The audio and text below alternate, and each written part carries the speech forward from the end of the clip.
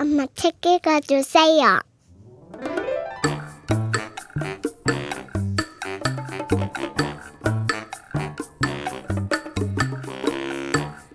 우리나라가 아닌 다른 나라에서 아이를 키우면 어떨까요?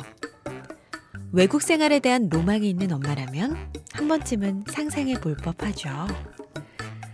하지만 아이와 함께하는 일상이기에 마냥 설레고 기대되는 여행과는 다르게 현실적인 고민이 많을 수밖에 없습니다.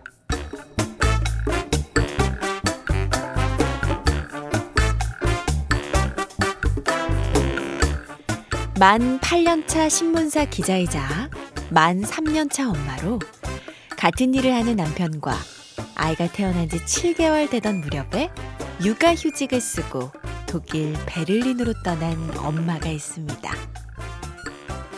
남편이 단기 특파원으로 지내는 동안 베를린에서 엄마로서의 1년의 기록을 책에 담았다고 하는데요. 조혜선 아나운서의 엄마의 책 읽기, 남정미 작가의 베를린 육아 1년, 지금부터 만나볼게요.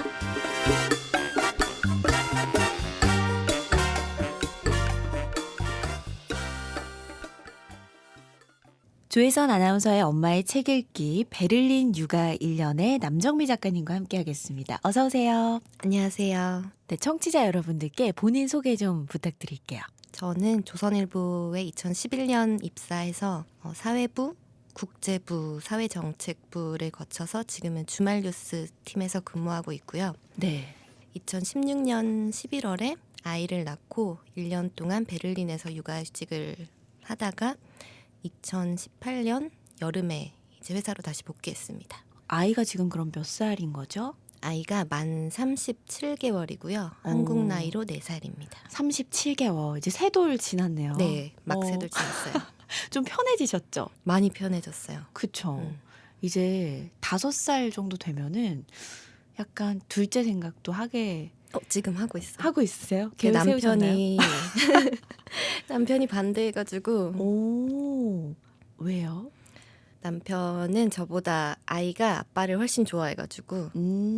조금 힘드시구나. 네네. 남편분도 같은 회사를 다닌다고 책에 써 있더라고요. 네, 남편도 같은 곳에서 저보다 선배 기자로 일하고 있습니다. 그래서 이제 기자로 활동을 하시면서 베를린에 이제 파견 근무를 나가게 된 거죠? 네, 저는 아니고 남편이 베를린 특파원으로 이제 발령을 받게 돼가지고 네. 이제 가면서 저는 같이 동행하게 되었습니다. 육아휴직을 네, 육아휴직을 쓰고요. 네.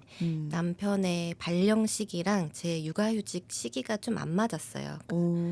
그래서 좀 육아휴직을 너무 길게 써야 됐어요. 남편을 따라가려면.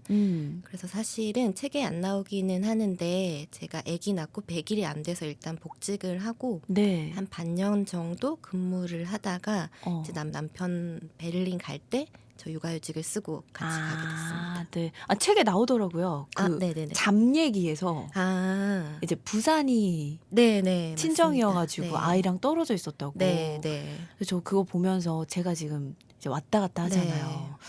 되게 복직할 때 좀 마음이 편치 않았겠다 이런 생각 했거든요. 네, 맞아요. 어떠셨어요? 그러니까 그때 저는 친정이 부산이니까 매주 KTX 타고 이제 아이 보러 내려가서 그때는 진짜 약간 사생 팬처럼 아이가 뭐 하는 것마다 따라다니고 이제 사진 찍기 바쁘고 막 동영상 찍기 바쁘고 그렇게 하고 다시 이제 올라오고 그러니까 사실 육아라기보다는 그때 정말 아이가 예쁜 고모 이모 이런 역할이 그때는 좀 더 강했던 것 같아요. 맞아요. 그러니까 막 아직 막 익숙해지기도 전인데 이제 떨어져서 네. 한 몇 개월을 그렇게 보내신 거죠? 그때 한 반년 정도요. 반년 정도. 네네, 독일 가기 전까지. 그러니까 친정 어머니께서 부산에서 아이를 봐주시고 네. 평일에 남편분이랑 서울에서 일하시고 네. 주말마다 내려가고 네.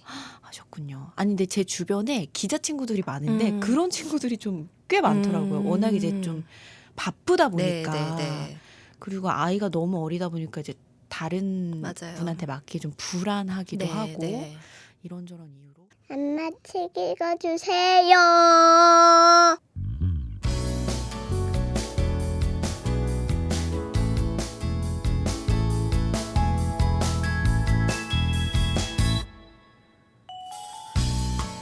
아이가 뱃속에 있을 때 남편의 베를린행이 결정됐다.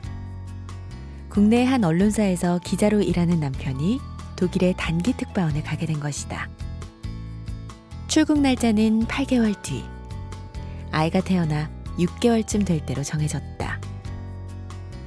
오랜 시간 국제부 기자를 했고 아직도 유럽사를 가장 좋아하는 남편에겐 정말 축하할 만한 일이다.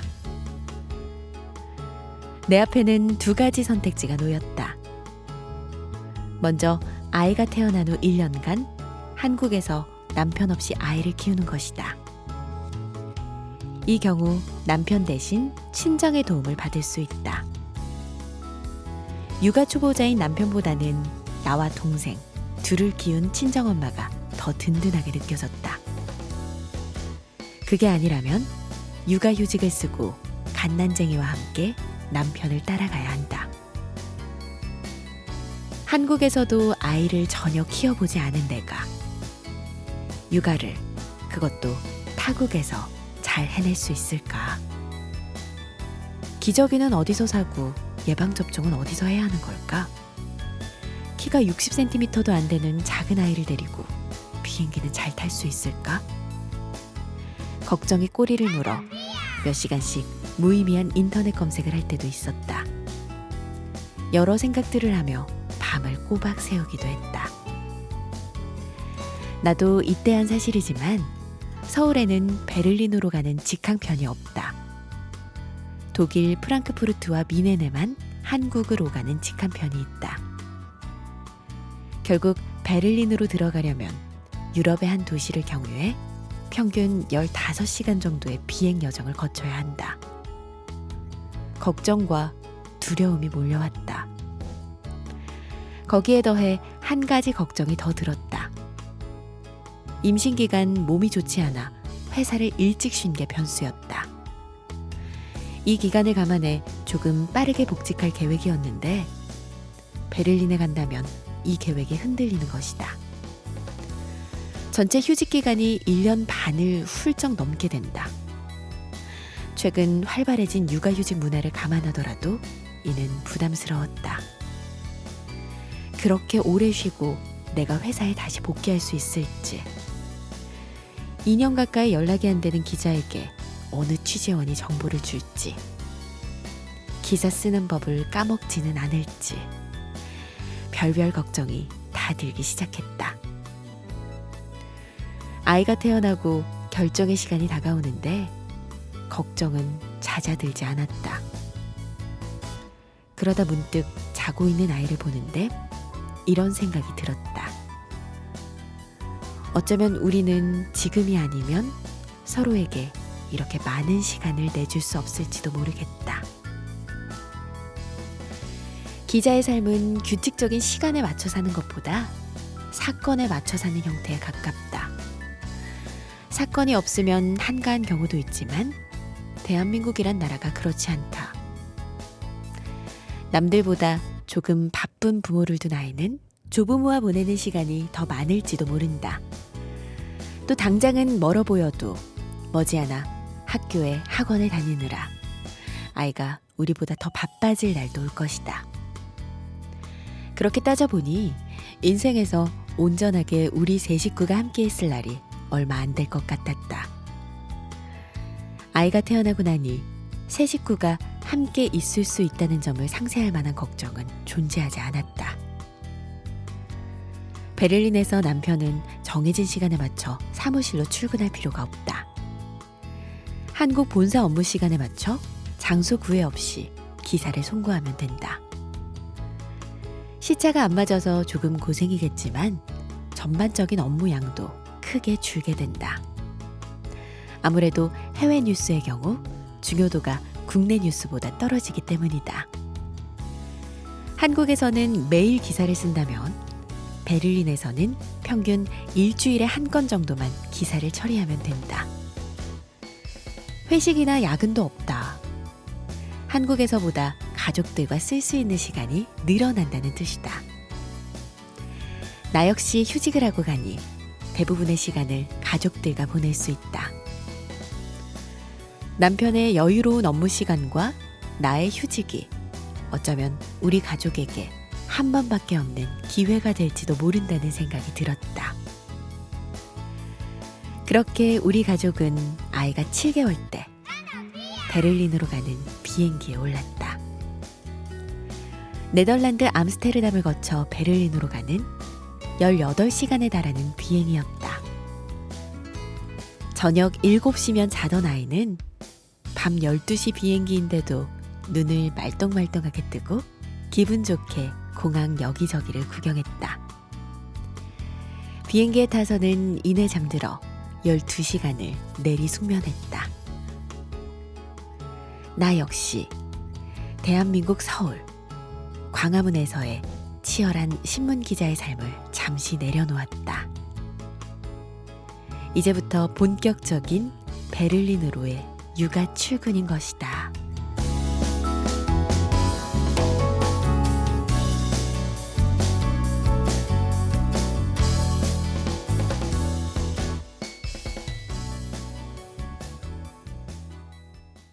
그래서 이제 남편분의 파견 근무로 베를린에 1년 동안 네. 가게 됐어요. 근데 남편분은 정말 이제 기회다. 국제부 기자도 오래 하셨고 네. 이게 커리어에도 도움이 되고 하니까 엄청나게 이제 축하받을 일이었는데 네. 막상 남 기자님은 고민을 하신 거예요. 남 작가님은. 네. 네. 저는 그때가 정말 이제 막 수습을 떼고 사회부에서 근무를 하다가 기자들의 하는 표현에 의하면 전공을 찾아간다고 하는데 이제 출입처에서 다른 취재원들도 만나고 하면서 계속 저의 노하우나 뭐 그런 취재 경험을 축적해 나가야 하는 시기인데 그게 딱 단절이 되는 거예요. 특히나 이제 한국에 있지 않고 베를린에 가야 하니까 그쵸. 남편은 그 시간이 커리어로 쌓이지만 똑같은 기자인데 저는 단절이 돼야 되니까 그 부분에 있어서 이제 고민을 좀 했던 것 같아요. 희생 아닌 희생이라고도 볼 수 있겠네요. 그 당시에는. 그때 든 생각은 이제 같은 직장에서 만났으니까 같은 직장 같은 부서에서 만나서 결혼했을 때까지는 몰랐어요. 몰랐는데 아이를 낳고 나니까 확실히 어쩔 수 없이 내가 손해라고 표현해야 되나요? 아무튼 네네. 내가 어떤 더 느낌인지 알 것 같아요. 감내해야 되는 것들이 많더라고요. 똑같이 결혼하고 아이 낳고 했는데 내가 더 바뀌어야 되는 것도 많고 그래서 그때 좀 어려움을 느꼈던 것 같아요. 네. 그래서 이제 아이 7개월 무렵에 네. 베를린으로 떠나는 결심을 하게 됐어요. 네. 근데 뭐 결심한 이유들 보니까 되게 저도 좀 공감이 됐어요. 아이와의 온전한 시간들. 네. 다시는 진짜 돌아오지 않잖아요. 네. 좀 부럽더라고요. 이렇게 온전히 밀착돼서 타지에서 네. 타국에서 네. 그런 추억을 또 만들었다는 게 엄마 책도 읽어주세요.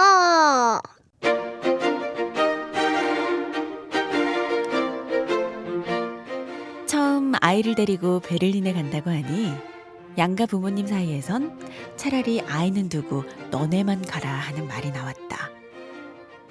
육아휴직 하는데 아이 없이 출국하는 건 불법입니다. 이렇게 말하면서도 솔직하게는 아이 없이 남편과 둘만 베를린에 간다면 어땠을까 상상해 본 적이 있다. 30대 부부의 유럽에서의 1년이라니. 여유 있게 늦잠도 자고 베를린 노이켈렌에 위치한 인기 있는 식당에서 브런치도 먹고 저녁 늦은 시간엔 베를린 필하모닉 공연도 관람했을 것이다.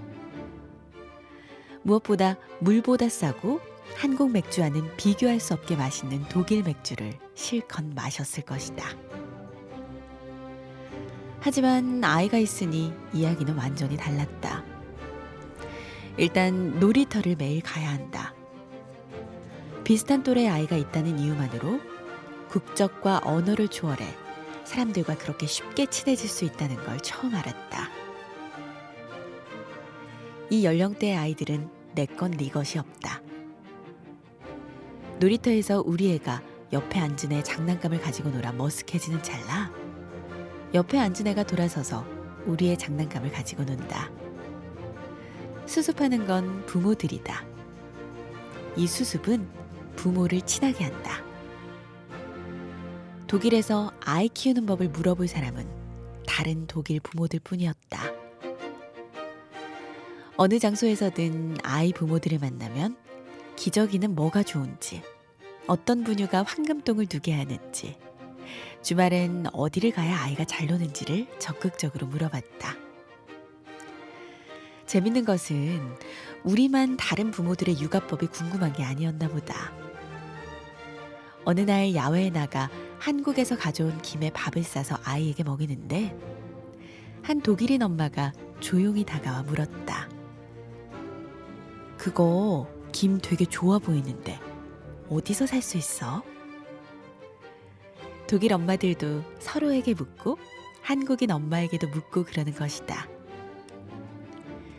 장 보러 갈 일도 훨씬 많고 장 봐야 하는 부모도 많다. 브런치가 뭐람? 아이들은 세 끼를 다 먹어야 하고 그것도 양질로 먹어야 한다. 제일 중요한 영양분이 고기인데 독일은 우리나라와 즐겨 사용하는 고기 부위가 다르다.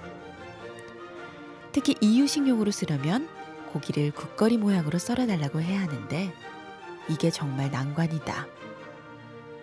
한국에선 장황하게 설명하지 않아도 이유식용으로 주세요 하면 알아서 미니 초콜릿만한 크기로 썰어주시는데 독일에선 그렇게 달라고 하는 사람이 나밖에 없기 때문이다.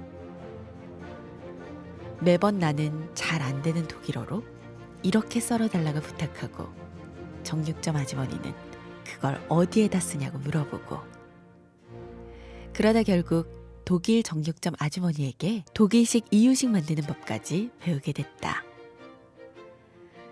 30대 젊은 부부가 병원 갈 일이 뭐가 있을까?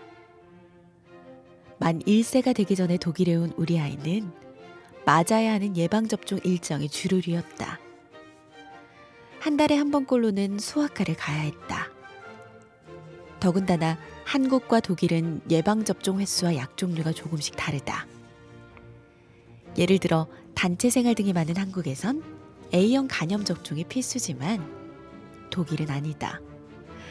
대신 독일은 수두 접종을 한국보다 한 번 더 맞는다. 우리 애는 한국과 독일 양쪽에서 살았다는 이유로 A형 간염도 맞으면서 수두는 독일식으로 2번 맞았다. 애가 주사 맞는 걸 싫어하지 않아 다행이었다. 한국어로 봐도 어려운 병균과 백신 이름을 독일어로 공부해가며 의사 선생님과 소통하는 건 내 몫이었다. 한국에 갈 일정과 시기 등을 상의해 어떤 주사를 맞을지 결정했다. 아이는 단순히 한 사람 분량의 삶을 더하는 게 아니었다. 아이는 어른 10명이 모여도 못 볼 시각과 경험을 더해줬다. 우리를 더 많은 사람과 더 많은 얘기로 이어줬다.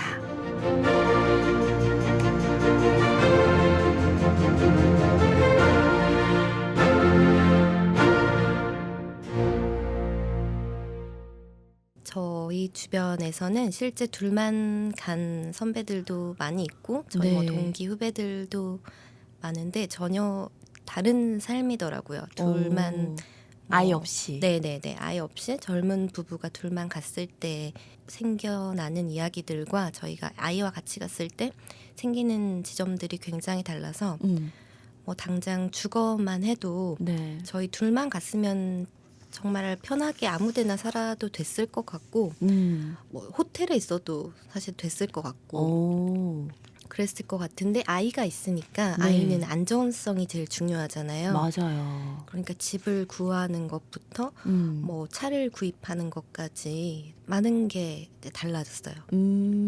아이 때문에 구입하셨다고 네네네. 베를린은 나오더라고요. 대중교통이 굉장히 잘 돼 있거든요. 아, 그래서 사실 한 단기적으로 1년 정도만 있을 거면은 굳이 차를 구입하지 않아도 되는데 네. 아이가 있으니까 아무래도 뭐 저희가 야간에 응급사항이 생길 수도 있고 아, 뭐 이런 걸 다 고려를 했을 때 그쵸. 차를 구입해야겠더라고요. 그래서 오. 이제 구입한 측면이 있고 음. 집도 뭐 훨씬 작은 집을 구하거나 아니면 뭐 민박 이런 형태여도 됐을 것 같은데 아이가 있으니까 뭐 동네도 조금 더 생각을 하게 되고 네. 뭐 집의 형태도 좀 더 신경을 쓰게 됐던 것 같아요. 자세하게 좀 나와 있더라고요. 그리고 뭐 이제 보니까 뭐 이유식 같은 거 만들어 네. 먹일 때도 우리나라에서 만드는 거랑은 완전 다르니까. 네. 그러니까 만약에 저희 아기가 그때 한참 한국에서 초기 이유식을 하다가 넘어갔어요. 네, 그러니까 한 7개월 정도 됐으니까. 한 쌀미음을 먹다가 이제 간 거죠. 어. 근데 독일은 쌀이 주식이 아니니까 쌀미음을 다들 안 하시는 거예요. 어떤 걸 먹여요? 그냥 채소를 바로 먹이거나 아니면 고기를 먹이거나 그냥 아이들한테 갈아서. 네네. 우리 미음을 주는 건데 저런. 그 재료가 고기나 야채를 음. 이제 주로 해서 먹이고, 그리고 시판 이유식도 되게 많이 먹여요. 네. 그래서 유명하잖아요. 막. 맞아요. 직구로 맞아요. 엄마들이 사 먹이고. 그래서 저도 너무 편하게 직구로 많이 하니까 그런 거 안 되면 먹여야겠다 이렇게 하고 생각하고 갔는데, 우리 아기가 이미 쌀의 맛에 매력을 알아가지고 독일 거를 먹지를 않는 거예요. 그래서 이제 본의 아니게 그 이유식 하는 한국식 밥통 같은 거랑 그런 것까지 이제 다 공수를 해가지고 거기서 쌀도 한국식 쌀을 구해가지고 이제 아기 이유식 해서 먹이고 그렇게 지냈습니다. 그니까요. 막 쌀도 한국 쌀이 맞아요. 없다고 하더라고요. 네네네. 한국 약간- 쌀도 비싸기도 하고 너무 도정이 오래된 거 있잖아요. 그런 것들이 오니까 밥이 너무 맛이 없고 벌레 같은 것도 있고. 그래서 오히려 나중에는 이제 터키식 쌀이 오히려 더 신선하고 우리식 쌀이랑 비슷해서 그거를 이제 또 구입해서 먹기도 하고요. 진짜 하나부터 열까지 맞아요. 뭔가 신경을 다 쓰고 다 바뀌어야 됐네요. 맞아요. 근데 이런 것들이 되게 너무 힘들었겠다라는 생각을 할 수도 있지만, 아이를 키워본 엄마라면 이런 경험을 통해서 아이랑 더 밀착되는 느낌? 그런 게 네. 있어요. 끈끈한 거. 맞아요. 네, 맞아요. 보니까 또 예방접종 얘기가 네. 저는 이거 보면서 되게 진짜 정신 없었겠다라는 생각했거든요. 제가 네. 되게 이런 걸 잘 못 챙겨서 한국에서는 써주잖아요. 네. 다음 예방접종은 뭐고 네. 며칠에 예약을 해서 문자 메시지가 오고. 네. 독일도 노란색 수첩이 있긴 있어가지고 있어요. 뭐를 맞고 이런 거를 이제 붙여주는 체계가 있는데, 그 체계가 한국과 독일이 다르니까 서로 엇갈리지 않게. 네네네네 그게 융합이 안 되는 거죠. 오. 그래서 가기 전에 한국에서 영어로 된 영문 예방 접종 내역서를 다 떼가지고 이제 독일 선생님한테 이러이러한 거를 맞았다고 했을 때 또 달라요. 예를 들면 수두도 한국은 한 번인데 유럽은 2번 맞고, 그리고 수막구균도 한국은 다른 종류의 수막구균을 맞고 독일은 또 유럽에서 맞는 수막구균 백신이 따로 있더라고요. 그러니까 그거를 근데 또 선택을 해야 돼요. 우리 아기가 살 터전을 고려를 해가지고 우리 애는 아시아에서 많이 살 애기면은 뭐 A형을 맞춰달라든지 이런 거를 해야 되는 거예요. 그래서 그런 과정이 굉장히 이제 복잡하고 좀 힘들기도 했는데 대신 이제 소아과에서 선생님들이랑 좀 얘기도 많이 하고 또 유럽 아이들은 어떤 거를 맞고 뭐 그런 걸 배우는 것도 재밌었고요. 네. 뭐 예를 들어서 일본 뇌암은 유럽에서는 안 맞거든요. 그리고 A형 간염도 단체 생활을 우리보다는 조금 덜하니까 음식 같은 것도 개인적으로 많이 먹으니까 그런 건 안 맞기도 하고, 그런 거는 기자로서는 되게 재밌는 경험이었어요. 그 베를린에서는 아이들이 좀 늦게 그런 단체 생활을 하나요? 어떻게 돼요, 시스템이? 단체 생활은 빨리는 하는데 우리는 예를 들면 뭐 어른들 경우에 술잔을 돌려 마시거나, 한국은 뭐 그런. 네, 찌개를 섞어 먹거나 이런 거 하잖아요. 근데 그런 거를 유럽 사람들은 이제 개인적으로 하니까 네, 그런 부분에서. 네. 어잉. 네, 베를린 생활을 하면서 아이 덕분에 또 성격적인 부분도 많이 바뀌셨다고요. 그러니까 제가 해외 경험이 사실 베를린이 처음은 아닌데 미국에 잠깐 있었는데, 그 미국에 살 때는 네. 미국인들이랑 어울리지 않아도 사실 살 수가 있더라고요. 미국에는 뭐 공부하러 가신 네네, 거예요? 공부하러 학교 다닐 때? 학교 다닐 때 갔었는데, 그때는 그냥 한국 친구들이랑만 놀고, 예를 들면 그렇게 해도 사라지더라고요. 한인타운 같은 데서 뭐 한국 친구들이랑만 어울리고. 영어 못해도 산다고 하더라고요. 맞아요. 영어 못해도 살고, 그래서 영어가 안 늘기도 하고 막 그렇게 하는데 이제 독일도 그렇게 하려면 할 수 있을 것 같아요. 독일도 뭐 충분히 요즘에 워낙 인터넷에 정보들도 많고 영어도 뭐 다 통하고 하니까 그냥 그렇게 30대 부부가 둘만 갔다면 그렇게 살았을 수도 있을 것 같은데, 아이랑 가니까 아이 보고는 그런 걸 제한할 수가 없잖아요. 그쵸. 그러니까 놀이터도 아이는 가야 되고 아까 말씀드린 뭐 병원도 가야 되고 아이를 위해서는 제가 내성적이더라도 해줘야 되는 것들이 있는 거죠. 그렇게 하면서 아이랑 다니면서 저도 많이 극복이 이제 된 것 같아요. 융화도 더 쉬웠던 것 같고요. 그러니까 노는 거는 내가 선택적으로 할 수 있는데 네. 아이랑 같이 생활을 하는 네, 거니까 맞아요. 이게 어쩔 수 없이 하면서 또 네, 뭐 독일 맞아요. 친구들도 많이 사귀고 네, 네. 그렇게 되신 것 같아요. 네. 엄마 책도 읽어주세요.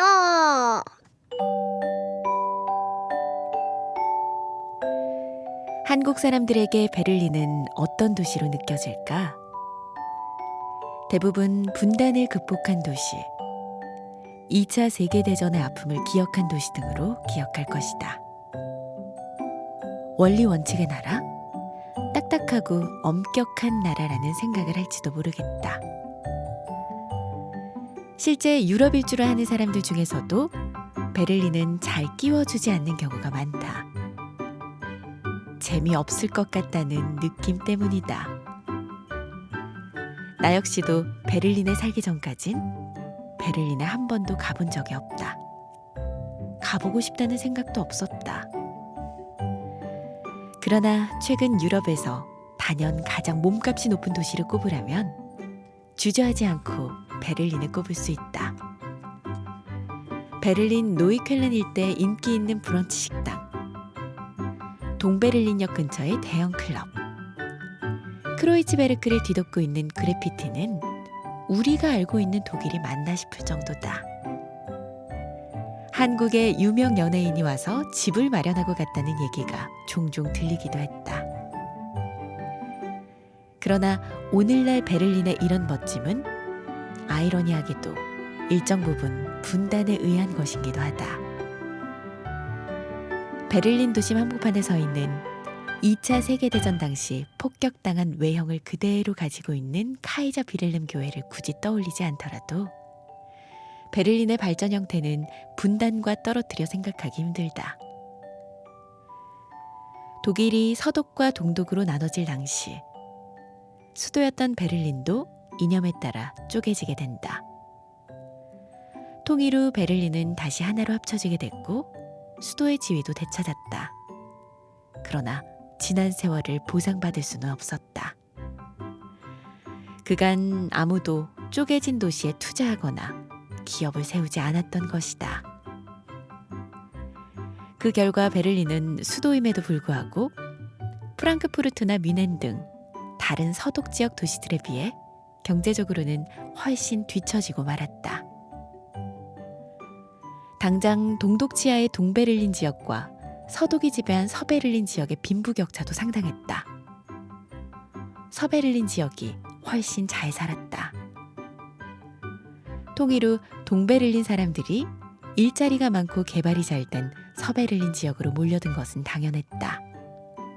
동시에 동베를린이 텅 비게 된 것도. 그때 베를린시가 내건 문구는 가난하지만 섹시한 베를린이다. 다른 유럽 대도시에 비해 저렴한 임대료와 물가를 내세워 가난하지만 열정 넘치는 젊은 예술가들을 텅 빈 동베를린 지역으로 불러들인 것이다. 마치 과거 1970년대 미국 뉴욕시가 그랬던 것처럼 말이다. 작전은 성공했다. 베를린은 지리학적으로도 유럽의 중심에 있어 어디든 이동하기가 매우 좋다. 베를린에 거처를 두지 않더라도 밤열차를 타고 젊은 예술인들이 베를린으로 대거 모여들기 시작했다. 동베를린 지역이 되살아난 것은 물론이고 베를린 전체에 활기가 돌게 됐다. 통일 후 베를린에 자유와 해방의 분위기가 스며든 것도 한몫했다. 이제 베를린은 젊은 예술가들의 성지이자 유럽 내의 유럽으로 통한다. 오히려 최근에는 이런 인기 때문에 과거의 장점이 조금씩 사라지고 있다는 목소리가 나온다. 베를린은 몇 년 전부터 세계 집값 상승률 순위 상위권에 꾸준히 이름을 올리고 있다. 지금의 뉴욕에서 과거 가난했던 시절을 찾아볼 수 없는 것처럼 베를린 거리에도 점차 대형 자본이 들어오고 있다. 영세하지만 개성이 넘치는 가게들로 이뤄진 골목에 하나둘씩 대형 프랜차이즈 매장이 들어오고 순수한 예술적 공간은 관광지로 바뀌는 시기다. 우리는 조금 덜 가난하지만 아직까지는 여전히 섹시한 베를린에서의 삶을 시작하게 됐다. 사실 베를린 육아했을 때 되게 생소하다라는 네. 느낌을 저는 받았거든요. 20대 때 독일을 갔었는데 그냥 프랑크푸르트 이런 데, 미넨 이런 네. 데 유명한 데만 갔다가 네. 점만 찍고 온 거죠. 네. 그래서 독일 하면 그런 네. 도시들이 떠오르는데 베를린은 좀 어떨까? 약간 좀 서늘한 느낌이라 그래야 되나? 네. 좀 생소한 느낌이 강했거든요. 네. 직접 1년을 살아보니까 어떠셨어요? 처음에 놀랐던 거는 베를린에 직항이 없는 거예요. 맞아요. 책에 나오더라고요. 네, 네. 그거가 되게 놀랐고 사실 저희 남편이 선택할 수 있는 선택지가 프랑스 파리랑 독일 베를린이었어요. 우와. 그래서 보통 이렇게 얘기하면 왜 파리를 파리. 네, 네, 네. 왜 파리 안 왜 가셨어요? 파리를 안 갔느냐 이렇게 얘기를 하는데 그러니까 남편의 선택으로 남편 두 도시를 다 가보고 경험한 적이 있어서 남편은 아이랑 있을 때는 베를린이 더 나을 거라고 생각해서 이제 베를린을 가게 됐는데 파리도 굉장히 매력적인데 네. 베를린이 아이 키우기에 너무 좋았어요. 일단 너무 자연 친화적이고 말씀하신 다른 독일 도시 프랑크푸르트나 미넨도 그렇지만 그것보다도 훨씬 자연이 그대로 남아 있고 그럴 수밖에 없는 게 베를린은 이제 분단을 겪었잖아요. 네. 그래서 책에도 잠깐 언급하긴 했는데 우리로 치면 DMZ처럼 이렇게 약간 비무장지대로 사람들이 건들지를 못하고 개발을 못한 거죠. 그 도시는 다 이제 분할해서 통치를 하니까 어느 국가도 강하게 개발을 못해서 그런 자연이 그대로 남아 있는데 너무나 큰 메트로폴리탄인 거예요. 그러다 보니까 자연과 도시의 생활을 그대로 경험할 수 있고 네. 또 세계 2차 대전 같은 유적이 그대로 또 남아 있고 언급하셨지만 되게 자연 친화적인 네. 모든 집이 숲세권이다 네, 네. 이런 얘기. 네. 요즘 뭐 역세권, 뭐 숲세권 이런 거 관심 많으실 텐데 집 앞에 그러면 막 그렇게 숲이 있고 네, 맞아요. 공원이 있고 이런 네. 거예요? 저희 집 같은 경우에는 한 15분 거리에 공원이 2개 정도 있었고 그래서 공원 규모가 어느 정도 돼요? 우리나라로 따지면 뭐 공원 규모가 엄청 크진 않아도 엄청 커요. 남편이 거기서 조깅을 했는데요. 네. 한 바퀴 뛰는데 성인 남성으로 쳤을 때 한 20분 정도? 그러니까 꽤 큰 편이죠. 네. 거기에 딸린 놀이터가 한 3개 정도 돼요. 꽤 큰 규모의 공원들이 네. 집 근처에 있다는 네, 거죠? 네, 네. 그래서 언제든지 산책을 할 수 있고 또 아이는 놀 수 있고 부모는 또 휴식도 할 수 있는 그런 공간들이 곳곳에 있어서 네. 네, 좋았던 것 같아요. 그 베를린의 놀이터는 어떤 형식으로 생겼어요? 우리나라는 지금 이제 흙놀이터가 없어졌잖아요. 네, 흙놀이터가 없어져서 너무 아쉬운데 베를린 놀이터는 아직도 대부분 흙놀이터고 사실 베를린 놀이터는 이렇다라고 규정하는 게 어려운 게 굉장히 제멋대로 생겼어요. 그래서 처음에 보면은 이게 좀 놀이터인가 싶은 그런 생각이 들 정도로 미끄럼틀이랑 그네 정도만 빼고는 네. 다 놀이기구들이 생소하게 생겨서 제가 갔을 때 받은 느낌은 어릴 때 우리가 시골에 가면 네네. 우리가 평소 놀던 놀이기구가 없잖아요. 그쵸. 그럼 뭐 비료포대나 뭐 막 뭐 볏짚 이런 걸 가지고 아이들이 처음에는 심심해서 안 갈래 이렇게 하다가 굉장히 창의적으로 놀고 네. 굉장히 잘 놀았다 이런 느낌이 들잖아요. 네네네. 그런 것처럼 독일 놀이터도 여러 가지 놀이기구가 처음엔 생소하지만 아이들이 그러니까 창의력을 발휘해서 자기만의 방식으로 다양하게 놀 수 있게 됐던 것 같고 바닥 재질도 아까 말한 흙뿐 아니라 뭐 나무로 된 곳도 있고 아니면 잔디로 된 곳도 있고 해서 좀 다양한 형태로 아이들이 놀 수 있게 만들어진 것 같아요. 사실 우리나라 놀이터가 비슷하잖아요. 네, 다. 네. 어딜 가든 네. 바닥부터 시작해서 네. 미끄럼틀, 뭐 시소, 그네. 네. 근데 진짜 좀 창의적인 놀이터들이 많았으면 좋겠다라는 생각을 또 이 책 보면서 하게 됐어요. 네.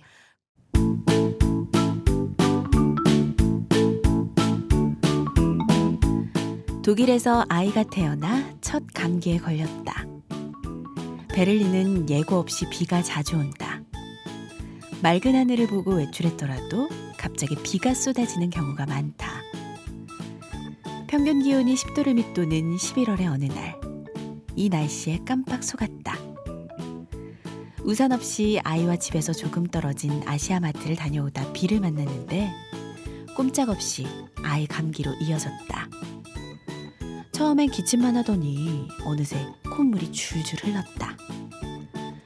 아이를 데리고 동네 소아과에 갔더니 감기라고 했다. 코 점막과 목이 많이 부었단다. 콧물약과 기침약을 처방해 줄 거라는 우리 생각과 달리 독일 의사 선생님은 처음 듣는 처방을 내렸다. 신선한 공기를 많이 마시게 하세요. 콧물이 줄줄 흐르고 쉴 새 없이 기침을 하는 아이를 두고 열이 나지 않으면 밖에 데리고 나가 뛰어놀게 하라는 것이다. 콧물을 빼주는 일도 훈증기 치료도 없다. 항생제 처방도 없었다. 대신 아기용 식염수를 주면서 자기 전에 숨쉬기 편하게 2방울씩 떨어뜨려 주라고 했고 담쟁이 넝쿨 추출물로 만들었다는 생약 시럽을 처방하면서 기침을 많이 할 때 한 번 먹이라고 했다. 의사는 물어보기도 전에 화학 성분이 아닌 생약 성분으로 만들어진 약이라고 먼저 설명해 줬다. 해열제는 39도를 넘었을 때 아이 컨디션이 나쁘면 먹이라고 했다. 집안 환기도 꼭 해주라고 했다. 11월이면 이미 초겨울에 접어들어 기온이 영상 3, 4도로 쌀쌀한 날인데도 그랬다. 아이가 조금 더 컸더라면 아마 한국에서 가져온 종합감기약을 먹였을 것이다.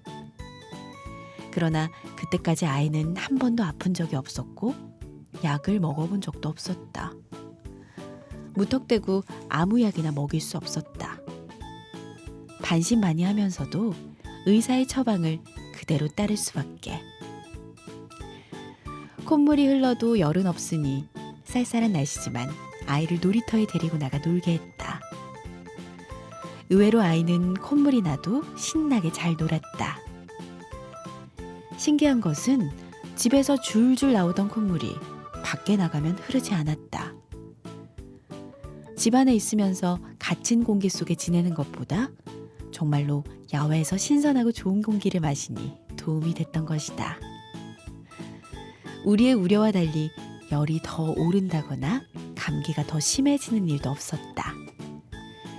아이는 정말 항생제 한 번 쓰지 않고 3일 만에 감기를 이겨냈다. 놀고 싶은 거 다 놀면서 말이다.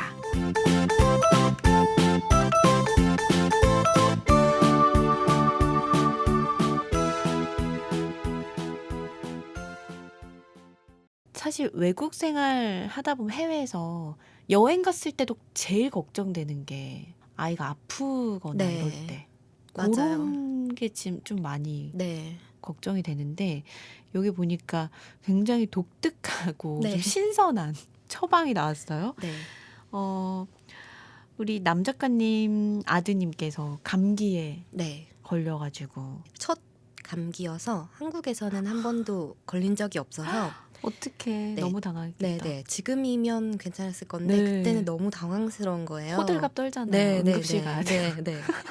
그래가지고 정말로 이제 큰일이라고 생각해서 병원에 갔는데 코 점막이 많이 부었고 목도 좀 부었다, 기침도 하고 콧물도 날 거라고 하면서 대신 처방이 신선한 공기를 많이 쐬어라. 열이 나지 않는다면 바깥에서 한 30분 이상 아이가 신선한 공기를 쐬면서 놀게 해라. 이렇게 겨울에? 네네 말씀을 하시는 거예요. 네.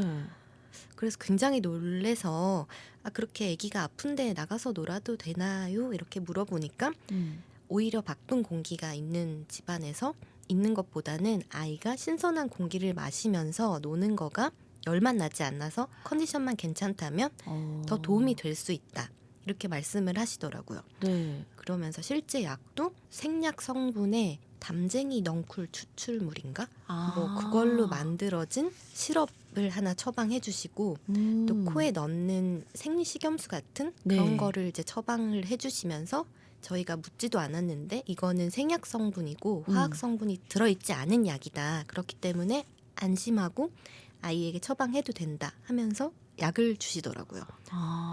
그래서 그것도 굉장히 인상적이었어요. 보통 한국에서 항생제 이런 거 쓰기 맞아요. 싫어하시는 분들이 계셔서 음. 부모들이 먼저 그렇게 요구를 하는 경우는 있지만 선생님이 먼저 생약 성분이고 화학 성분이 없는 약이라고 하면서 주시는 경우는 거의 못 본 것 같은데 그냥 진짜로 한의원도 아니고 양방 병원이거든요. 병원에서. 근데 그렇게 주셔가지고 처음에는 반신반의했지만 방법이 없으니 아이를 데리고 놀이터에 이제 나갔는데 가셨구나. 왜냐면 또 아이는 나가고 싶어 하니까요. 맞아요, 감기 맞아요. 걸려도 막 가고 싶어 하잖아요. 그래서 그럼 너도 가고 싶어 하고 선생님도 가라고 하니 가자고 해서 데리고 나갔더니 실제 아이가 좀 놀다 보니까 콧물이 안 나는 거예요. 오, 진짜요? 네, 진짜 콧물이 안 나는 거예요. 신기하다. 근데 이건 약간 한국과는 좀 다를 것 같긴 한데 왜냐면 베를린은 공기가 너무 좋아요. 그래서 우리의 좋음 수치보다도 그 수치 자체가 훨씬 더 좋고 네. 그래서 저도 비염이 있거든요. 근데 독일에 있을 때는 1년간 비염이 없었어요. 아, 진짜요? 네. 너무 신기한데요? 네. 요게 책에도 나오더라고요. 베를린의 공기를 뜻하는 베를리너 루프트? 네, 맞아요. 그게 약간 고유 명사처럼 좋은 공기를 뜻할 때 베를리너 루프트라고 해서 와. 베를린은 큰 공장이나 그리고 미세먼지 저감 조치의 일환으로 또 도심 내에는 저희 지금 서울시에서 하듯이 특정 이상의 나쁜 공기를 배출하는 차량은 또 들어오지 못하게 돼 있어요. 그래서 그런 노력을 통해서 공기를 좋게 유지를 하려고 하고 있고 그러다 보니까 실제 공기가 굉장히 좋고 그래서 아이도 밖에서 나가서 놀 때 오히려 신선한 공기를 마시면서 좋았던 것 같아요. 좀 부럽네요, 이거는. 네, 이거는 진짜 부러웠어요. 사실 우리나라에서 똑같은 처방을 받았으면 네, 못할 것 같거든요. 맞아요. 그렇게. 네. 근데 또 이제 공기가 워낙에 좋고 하니까. 오 마이 갓! 그리고 베를린에서 툭하면 들리는 말, 유모차 들어드릴까요? 요 이야기가 되게 인상 깊었어요. 네, 저도 네. 책의 순서는 그게 한 중반쯤일 텐데요. 맞아요. 사실 쓰기는 그걸 제일 먼저 썼거든요. 그러니까 이 책을 쓸 때 제가 기자기도 하니까 좀 보면서 인상 깊었던 거를 칼럼식으로 이제 매일 썼었는데 네. 매일은 아니죠. 사실 쓰기가 어려워서 네네. 시간이 날 때마다 때마다. 썼었는데 이 에피소드를 가장 먼저 썼었고 실제 실제 너무 놀랐어요. 건장한 남성이나 아니면 아이 엄마들이 그렇게 물어보는 게 아니라 정말 어린 청소년부터 그리고 한 모두가. 노인들까지 모두가 그 질문을 이제 하는 거예요. 그래서 처음엔 나한테만 이렇게 하나 이렇게 생각했는데 남편도 똑같이 그러니까 남자라 하더라도 계단이 많고 이럴 때는 혼자 들기가 어려울 수 있잖아요. 그쵸. 그럴 때는 뭐 여자분이 남편이 들고 있는데 가서 도와드릴까요? 이렇게 물어본다는 거예요. 와. 사실 저는 진짜 유모차 끌면서 되게 힘들 때가 네. 문 지나갈 맞아요, 때랑 맞아요. 백화점 같은 거 이렇게 문 되게 크잖아요. 네. 밀 때 힘들어가고. 네.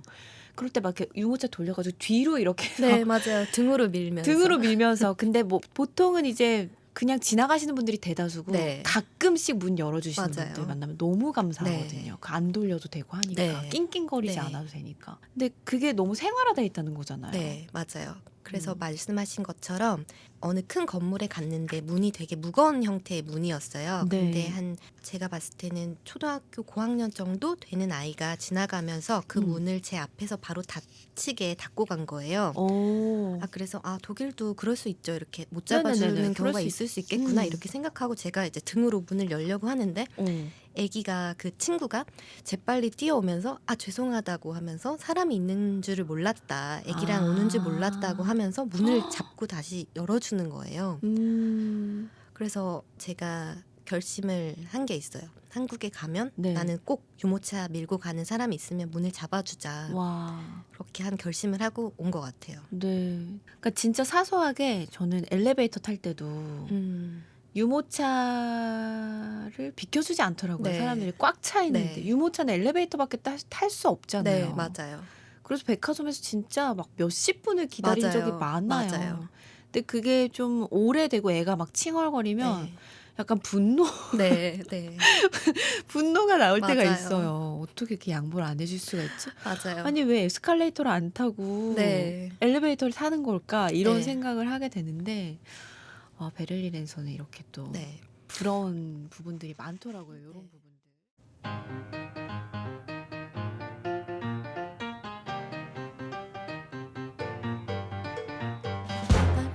귀로 듣는 육아서적. 이어폰만 꽂으면 육아가 행복해집니다. 조혜선 아나운서의 엄마의 책 읽기. 남정미 작가님과 함께하는 베를린 육아 1년 두 번째 에피소드는 2주 후에 이어갈게요.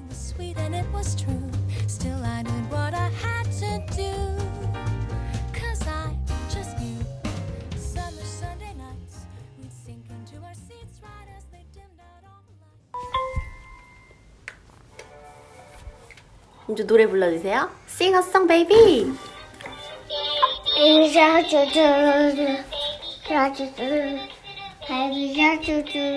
여러분, 오늘 방송 어떠셨나요?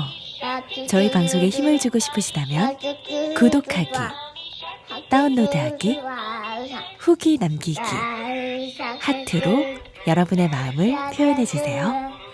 다음 방송도 기대해 주실 거죠? 2주 후에 또 만나요.